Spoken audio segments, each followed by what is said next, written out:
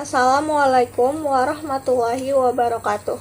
Puji syukur kehadirat Allah subhanahu wa ta'ala anu ulas asih anu parantos maparin berkah sareng rahmatna. Sholawat sinareng salam salamina ngalir ka junjungan Nabi Muhammad sallallahu alaihi wasallam.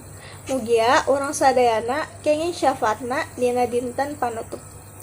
Bapak miwah ibu anu dipehormat kalih sobat-sobat anu dipikanyaah sim kurang. Dina wates ieu sim kuring bade cumarios pentingna kadisiplinan dina kahirupan sadi dinten.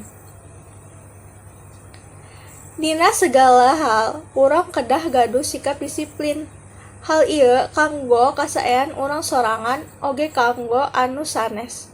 Ku perilaku disiplin tangtosna bakal gampil dina kagiatan urang sapopoe. Naon wae anu kurang disiplin dilakonan pasti bakal leuwih rapih lamun orang boga sikap disiplin. Contohna, sim kuring sareng sobat-sobat salaku murid ngabiasakan sikap disiplin ku ngabiasakan midamel tugas dina waktuna. Ngaregepkeun guru teu ngarusak fasilitas sakola sareng anu sajabana. Janten kagiatan diajar janten tertib sareng lancar. Hal anu kitu bisa jadi contoh anu sae kanggo murid lainnya.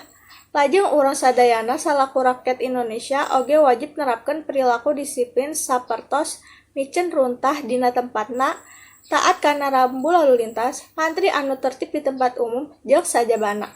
Urang sadayana kedah nerapkeun hal ieu margi ngabantu pisan dina tartibna di masyarakat. Ku kituna mangga urang ngabiasakan sikap disiplin dina kahirupan sapopoe. Margi ku ayana kadisiplinan kahirupan urang sadayana bakal langkung rapih oge ku sikap disiplin masihan seueur manfaat keur diri urang paribadi sareng anu sanes. Sakieu ti sim kuring kirang langkungna. Hapunten anu kasuhun. Wassalamualaikum warahmatullahi wabarakatuh.